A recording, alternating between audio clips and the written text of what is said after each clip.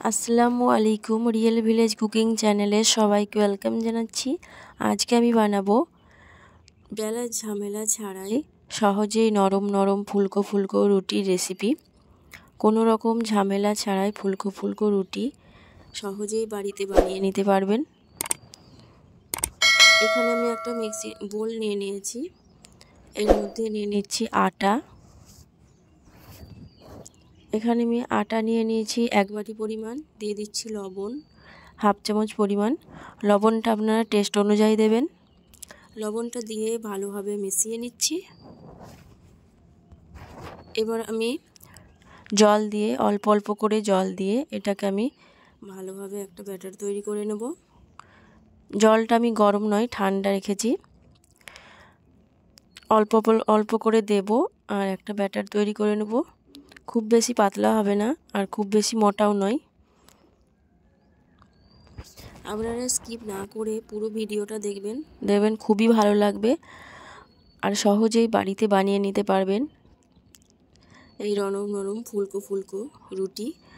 আমি অল্প অল্প করে জল দিচ্ছি আর খুব ভালোভাবে একটা স্মুথ ব্যাটার তৈরি করে নিচ্ছি। দেখতেই পাচ্ছেন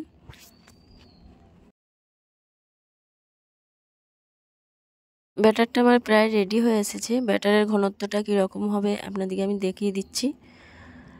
এই দেখুন, ব্যাটারটা ঠিক এই রকম হবে। এই দেখুন, খুব বেশি নরম, খুব বেশি পাতলাও নয় আর খুব বেশি মোটাও নয়, ঠিক এইরকম হবে। আমি এখানে একটা ফ্রাই প্যান নিয়ে নিয়েছি। ফ্রাই প্যানের মধ্যে অল্প একটু তেল এইভাবে আমি ব্রাশ করে নিচ্ছি। ফ্রাই প্যানটা গরম হয়ে এলে হালকা কুসুম গরম হবে, ঠিক সেই পর্যায়ে আমি অল্প একটু ব্যাটার নিয়ে আমি এর মধ্যে দিয়ে দিচ্ছি। একটা চামচের সাহায্যে আমি আলতোভাবে চারিদিকে গোল করে রুটির মতো করে এইভাবে, এটা আমি আলতোভাবে রেখেছি, খুব বেশি চাপ দিইনি। এইভাবে গোল রুটির শেপ দিয়ে নিচ্ছি। দেখুন সহজেই খুব সুন্দরভাবে হয়ে যাচ্ছে। দিয়ে এক সাইডটা হয়ে গেলে আমি অপর সাইডটা উল্টে দেব। এক সাইডটা একটু ভালোভাবেই হতে হবে, একটু যেন কালারটা চেঞ্জ হয়। একটু ভালোভাবে যখন হয়ে যাবে আমি অপর সাইডটা উল্টে দেব। এই দেখুন উপরের কালারটা কেমন চেঞ্জ হয়ে আসছে। আপনারা স্কিপ না করে পুরো ভিডিওটা দেখবেন, আপনাদেরকে ভালো লাগবে। আপনারা যদি নতুন হয়ে থাকেন তাহলে আমার চ্যানেলটা সাবস্ক্রাইব করবেন এবং বেল আইকন প্রেস করবেন, জানি নতুন নতুন ভিডিও সবার আগে আপনার কাছে পৌঁছায়। এই দেখুন উপরে কালারটা খুব ভালোভাবে একটু চেঞ্জ হয়ে গেছে, খুব ভালোভাবে ওপরটা হয়ে গেছে। আমি এবার অপর সাইডটা উল্টে দেব। তখনই বুঝে নিতে হবে যে ওই সাইডটা হয়ে গেছে। এবার আলতো আলতো করে এইভাবে আমি একটু চাপ দেবো।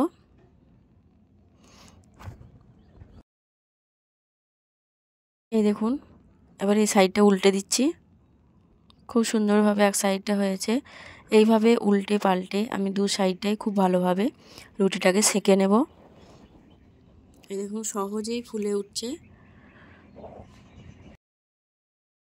খুন্তির সাহায্যে আলতোভাবে একটু প্রেস দিতে হবে, খুবই আলতোভাবে। দেখুন সহজেই রুটিটা ফুলে উঠবে। প্রতিটা রুটি ঠিক একইভাবে ফুলো ফুলো হবে এবং নরম।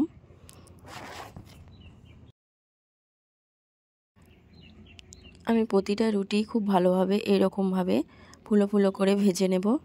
ঠিক এইটা আমার প্রায় হয়ে এসেছে।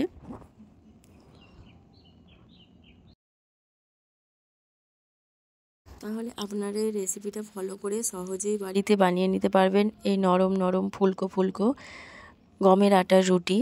আপনারা চাইলে এখানে ময়দা দিয়েও বানাতে পারেন, সেটাও সহজেই ফুলকো ফুলকো নরম নরম হবে। আমি দু পাশটা ভালোভাবে এইভাবে উল্টে পাল্টে সেঁকে নিয়েছি এবং একটা রুটি হয়ে গেল। আবারও ঠিক একইভাবে তেল ব্রাশ করে নিলাম, অল্প একটু ব্যাটার দিয়ে এইভাবে চামচের সাহায্যে গোল করে নিচ্ছি। আবারও ঠিক এক সাইডটা হয়ে গেলে অপর সাইডটা উল্টে দেব। এই দেখুন খুব সুন্দরভাবে সহজেই ফুলে উঠবে।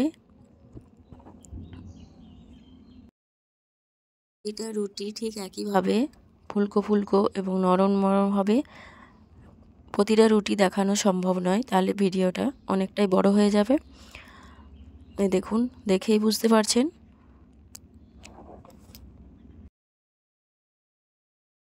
সহজেই এই নরম নরম ফুলকো রুটি বানিয়ে বাচ্চাদের টিফিনে বা সন্ধেবেলায় খেতে খুবই ভালো লাগবে। আপনারা সহজেই এই রুটি বানিয়ে নিতে পারবেন বাচ্চাদের টিফিনে বা ব্রেকফাস্টে। সহজেই এই রুটি বানিয়ে নিতে পারবেন বেলার ঝামেলা ছাড়াই।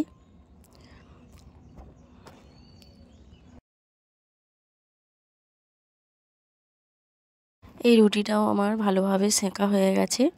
এবার এটাকে আমি তুলে নেব। তুলে একটা প্লেটের মধ্যে আমি সার্ভ করে নিচ্ছি। আমি একটা প্লেটে নিয়ে নিয়েছি। তার সঙ্গে যদি হয় মটন কষা, তাহাতে খুবই ভালো লাগবে এই রুটির সঙ্গে। আপনারা চাইলে আলু ভাজা বা চিকেন কষা দিয়ে খেতে পারেন। এই দেখুন, খুব সুন্দরভাবে নরম নরম ফুলকো ফুলকো রুটি সহজেই রেডি হয়ে গেল। তাহলে ঝটপট দেরি না করে আপনারা বাড়িতে বানিয়ে ফেলুন এই নরম নরম ফুলকো ফুলকো রুটি। আর কেমন হলো অবশ্যই কমেন্টে জানাবেন। এই দেখুন, ভেতরটা দেখুন, আমি ভালোভাবে দেখাচ্ছি একটা ভেঙে। এই রুটিগুলো এতটাই নরম যে হাতের মধ্যে মুঠো করলে সহজেই মুঠো হয়ে যাবে, আবার সহজেই খুলে যাবে। এই দেখুন, আমি একটা ভেঙে দেখাচ্ছি ভেতরটা কতটা ফাঁপালো, দেখেই বুঝতে পারবেন। এই দেখুন, কোনো একবারই আপনারা বাড়িতে বানিয়ে ফেলতে পারবেন এই নরম নরম রুটি। তাহলে আমার এই রেসিপি আপনাদের কেমন লাগলো অবশ্যই কমেন্টে জানাবেন। ভালো লাগলে চ্যানেলটা সাবস্ক্রাইব করবেন নতুন নতুন রেসিপি পাওয়ার জন্য। তাহলে আজকে আমার এই রেসিপিটা এখানেই শেষ করছি।